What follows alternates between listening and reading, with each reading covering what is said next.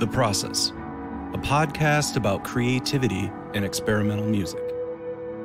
In the world of experimental music, outcomes and accolades for creators can be uncertain and at times seem far and few between.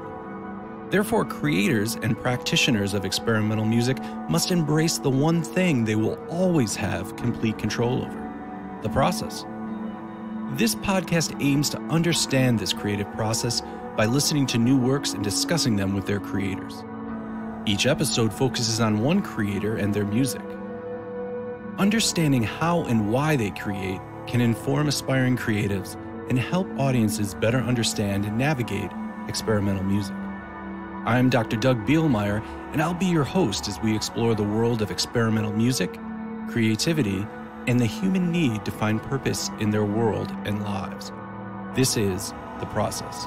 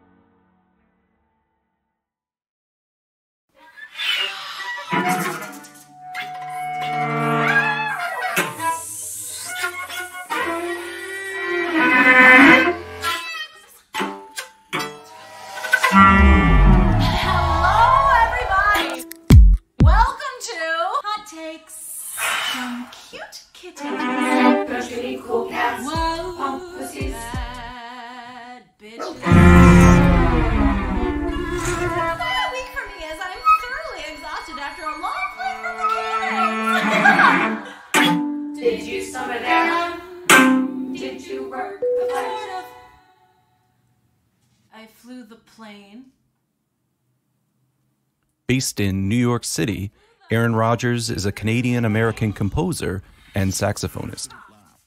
Named a rising star by Broadway World, her decidedly future-oriented music has been performed globally at Lincoln Center, Carnegie Hall, Centro Nacional de las Artes in Mexico City, Mata Festival, Celebrity Series of Boston, Ecstatic Festival at Merkin Hall, Prototype Festival, Edmonton Fringe Festival, French Quarter Festival in New Orleans, Círculo de Bellas Artes in Madrid, and Nye Music Bergen in Norway. Crossing genres from music theater to opera to installation to silence, she has received honors from the Barlow Endowment, Library of Congress, Copeland House, and the Jerome Foundation. Her music has been featured in the New York Times, The New Yorker, Music Works Magazine, and The Wire. An avid freelancer, Rogers has performed with the International Contemporary Ensemble, Tela, Wet Ink, and Wild Up. Rogers is co-artistic director of the performance ensemble Thing NY, New Thread Quartet, Hypercube, and Pope Bama, and can be heard on New Focus Recordings, New World Recordings, Tonus Vivas, Edition Vinylvisor, and Gold Bolus labels. Her solo album Dawn Treader is available from Relative Pitch Records. Rogers is a Diodario Woodwinds artist and Chamber Music Society of Lincoln Center teaching artist. Bye. We're all set. Let's go. So now it's time for happening. Hot stove is not. Number one, baby Archie is already a sustainable fashion icon.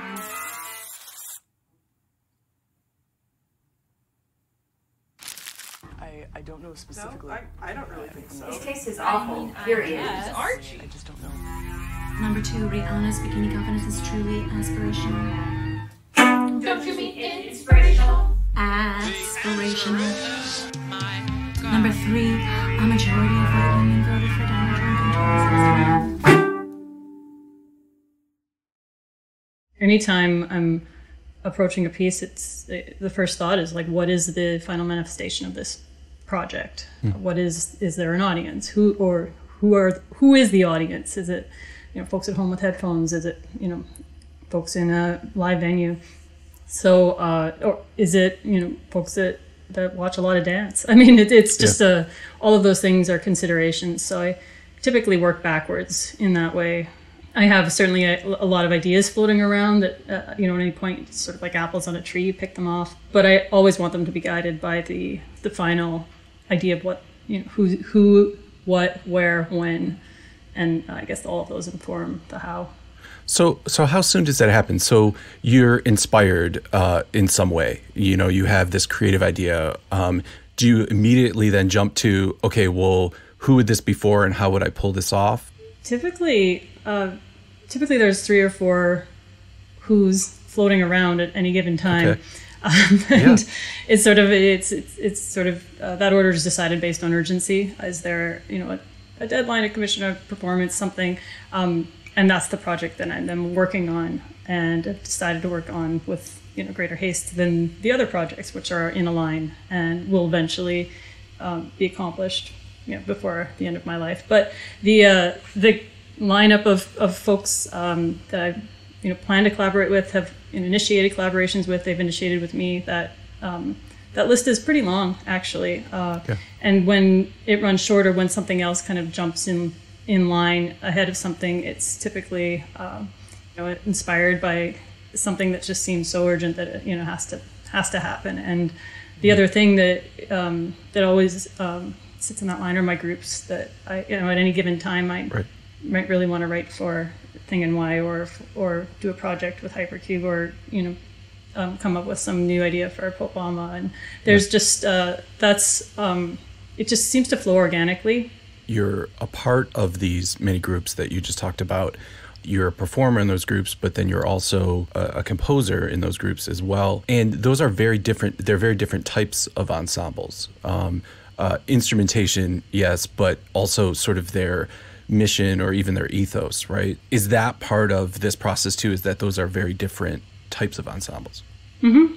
Right now, Thing and Why is working on a piece for the Look Listed Festival this spring, which is going to be based around mailers through the USPS. And we've been working on this for the last 3 months. And the process of creating this piece is so general at the beginning that it's really just imagine anything you could possibly imagine being possible, and whittling it down as the dates become closer, where we have to deliver. I'll literally deliver, though we don't deliver the post. Right, post they deliver. Folks. Yes, they deliver. But the way that process works is in stark contrast to a group like Hypercube, where we usually have a finished piece of music on stand, and then we get together and play through it, and then we rehearse in a particular process over a particular amount of time, and then result in a final recording, or whatever the end process is. If it's a live performance, post-pandemic, whenever that happens again, that's the final manifestation of that. So I think the different natures of the projects, and the different group members, the different inspirations, and the different ways of wanting to work together keeps it interesting. It's sort of like variety is the spice of life, or whatever the saying is. That allows me to use creativity in a different way, and to cross-pollinate from group to group, and project to project, and even to my own composition. I like to do things with my own compositions that don't necessarily cover with the projects in different groups. And then sometimes it's fun to be a straight-up composer, and sometimes it's fun to just be a performer and interpret. And those are very different skills and skill sets. There's not zero crossover, but there are different ways of coming at projects, knowing your role. So those change, and I think every situation is different. So it's just dealing with imperfect information at all times and coming up with the best way to move forward. How does improvisation, self-improvisation, as well as with other people, how does that play into your creative process?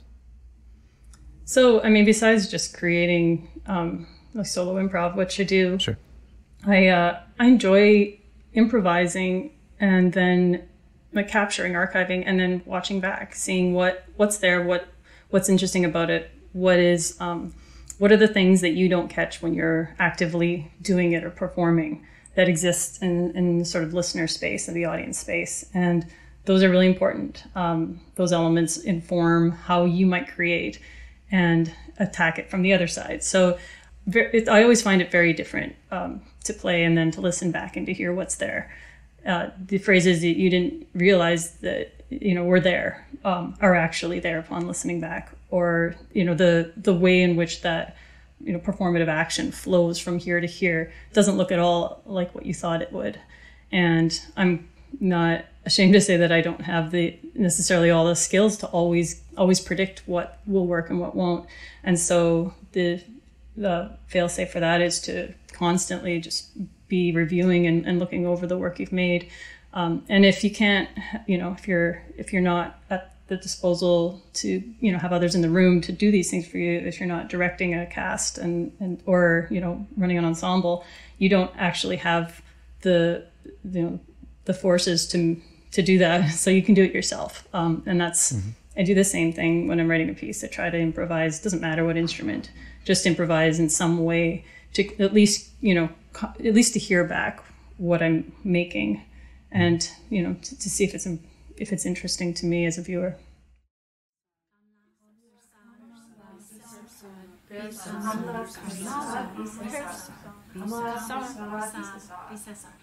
Social worker, educator, attorney, parliamentarian, minister of legal affairs, minister of education. Her Excellency Prasad Biswagar was elected as the first female prime minister of Trinidad and Tobago. What does it take to be a Shenyun dancer? And now one word from our sponsors.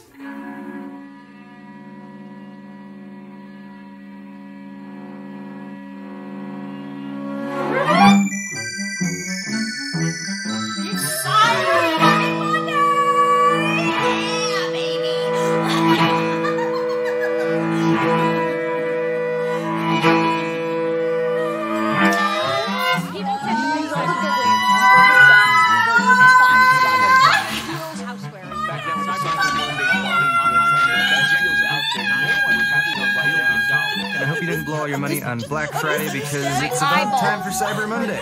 So bad, because I have just been endlessly scrolling all day getting ready for this. Best day to buy a TV. On Cyber Monday can get really overwhelming because there's so but it also is really beneficial. You can get a lot of stuff purchased.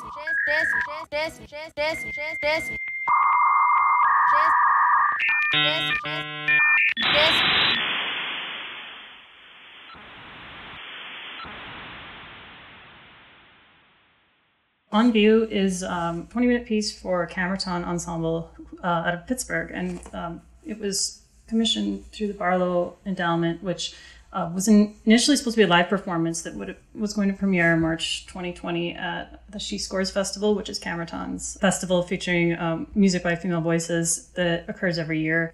Now, Kamratōn is 5 players: Anna Elder as soprano, Sarah Strank as flute, we have Emily Cook on bass clarinet, Jennifer Sternick on violin, and Cecilia Kaufman on cello. And they're all brilliant players and really were up for anything with this piece. So initially the idea was, okay, this is one of these kind of quasi theatrical stage pieces. I've done a couple other pieces like this in my catalog. One was for Dakota Ensemble back in 2017, I believe. But the idea is that there's some sort of talk show or some sort of game show or some sort of panel, which you constantly see with reality television. And like I say, this isn't something I study particularly hard, but it is something that you're just so aware of. It's just a very very common setup for a lot of television, daytime television especially. So this the idea behind On View was that it would sort of showcase in a musical performance stage this kind of environment, this theatrical stage in a way. So the performers are not only using their instruments and voices and musical devices, but they're also portraying characters in some way, maybe characters on a talk show, talking heads. And they are discussing things in an order that is formulated. So the form of the piece follows sort of the form of a talk show, or the idea that there are segments and that there are special guests. So there are elements that keep the show moving along and keep a certain level of variety. Mm-hmm. And that was, I think, kind of an interesting thing to play with as well. All of this is really just to make it interesting to play with View, to have reflective thoughts about, and then to be swept into the next thing, right? So that's the initial idea of the piece. Obviously, there's a lot of content in there, but if you watch The View, they are always hinting or speaking directly about things that deal with everyday life and culture. So this is a way to include that in the piece without, I guess, making the piece politically about one thing or another. So for me, it's really there are a lot of things that it touches on, and I think the best way for me to describe what I think it is just to listen to it.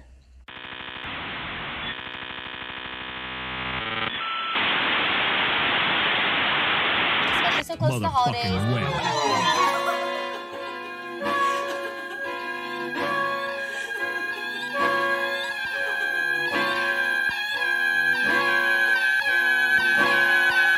It's okay to feel overwhelmed.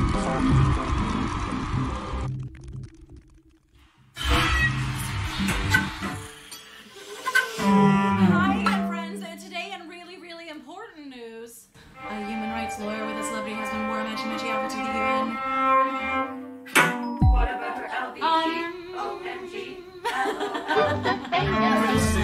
And in really, really, really important news, The Queen of England is updating her wardrobe. Her new outfits will be fur-free.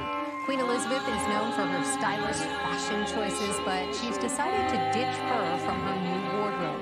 Palisades say the Queen won't get rid of her existing outfit. She still is going to wear fur from time to time.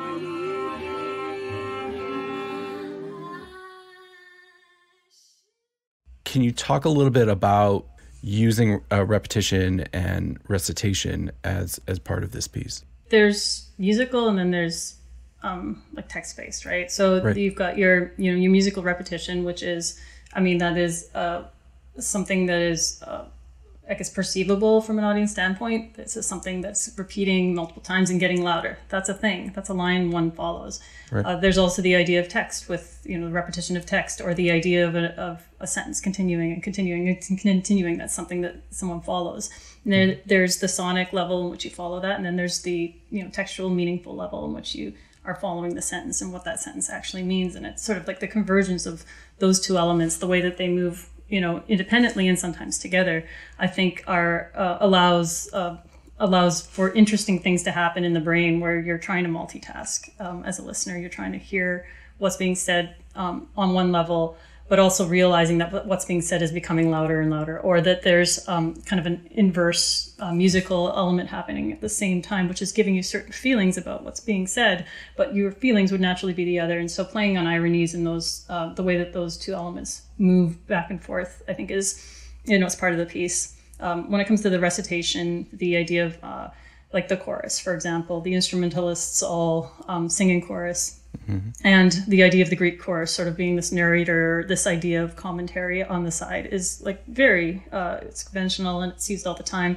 And when you have the instrumentalists kind of doing it, they suddenly, take on this sort of general character rather than the individual character, and also separate from their individual instrumental musicianship. So in that moment, they're becoming something else. So all of these devices are really just used to create a higher ceiling and more forces for a piece that has 5 players and 5 instruments. And then throw the electronics into that too, and then the visuals. And it's just, you basically create a larger space with which to use more tools to tell pretty much anything.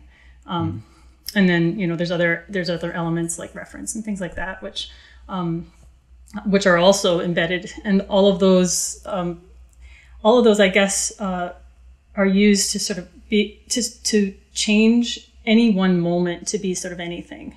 And the more you can kind of stay in that world where things are moving and there isn't like a very, very clear direction statement and conclusion, sure. I think that it has the ability to feel more fertile. There's more fertility, and that's an area that the longer you can maintain fertility, the more potential the piece has to sort of attain a forward momentum. It's gonna be a ladies, to fur-free or not for me? That is the wrong question. That corn. No, I don't really think so. Exactly, I just don't know. You're out of touch. We're out of time. Nihilism.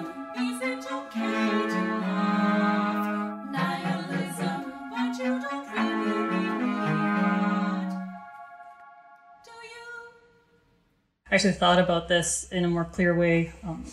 I'm not super reflective on this stuff usually, but I wrote a little piece for the Wet Ink Archive, and it had to do with the process of writing a solo flute piece for Aaron Lesser of Wet Ink. And the short timeline, it was the Library of Congress Commission, and it was a 3-week timeline. I think I had to write this piece, and working with her the entire time.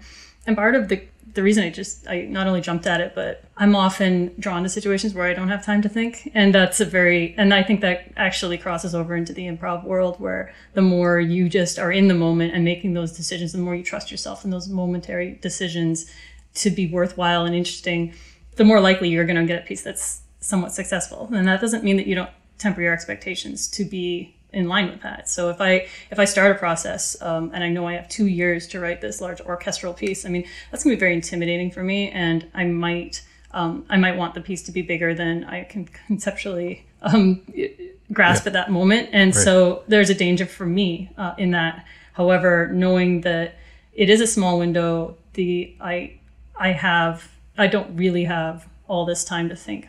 I'm going to come up with something instinctive and just go with it. And making the decisions and just a quick decision, saves me from the back and forth, the leveling up, the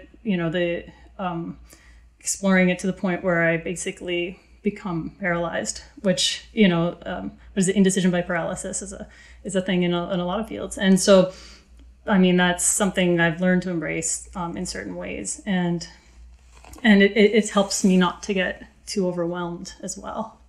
So you have a path. How much freedom does your path afford you? I do whatever I want to do creatively, in my opinion. And I have set things up to be able to pivot and change and to do, to take on different projects that are, very different in scope. And then I've also set my life up to be able to, at any point, be anywhere for whatever period of time, and to be able to make decisions that will help me to be flexible at any moment when I want something. So that sounds kind of, I mean, obviously we all have limitations, but so just on a life level, I worked in publishing like 9 to 5 for over a decade, and I finally got to the point where I could leave that particular scenario and just work as a freelancer. I expanded that so that I'm not just freelance, but it's all flexible and remote.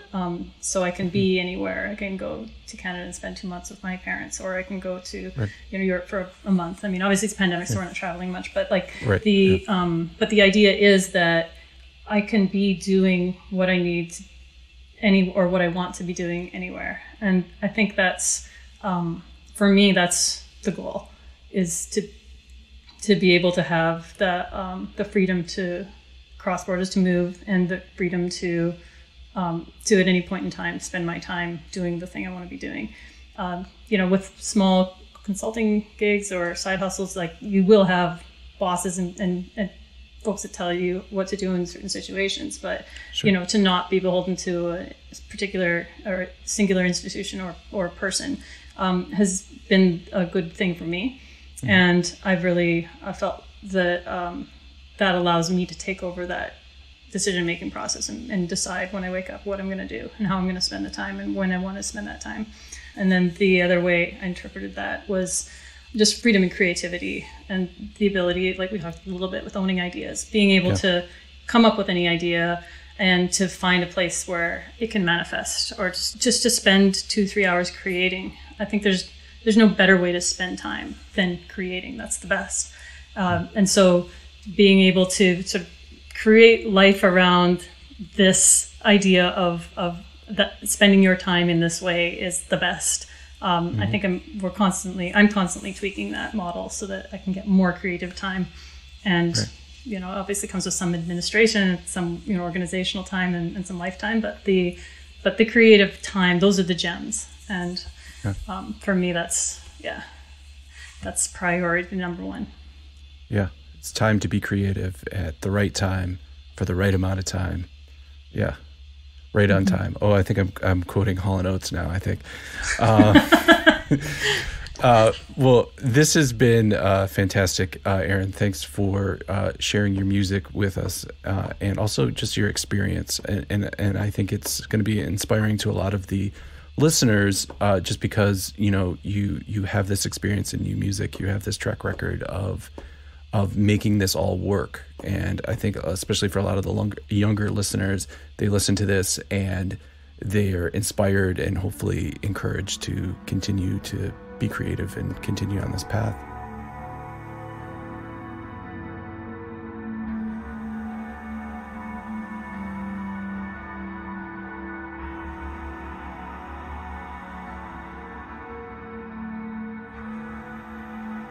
Thanks to Erin Rogers for sharing her time in music with us. If you enjoyed this episode, please check out other episodes in the podcast. And as always, like, subscribe, and leave a comment on your preferred podcasting app. I'm Dr. Doug Bielmeyer, and this has been The Process.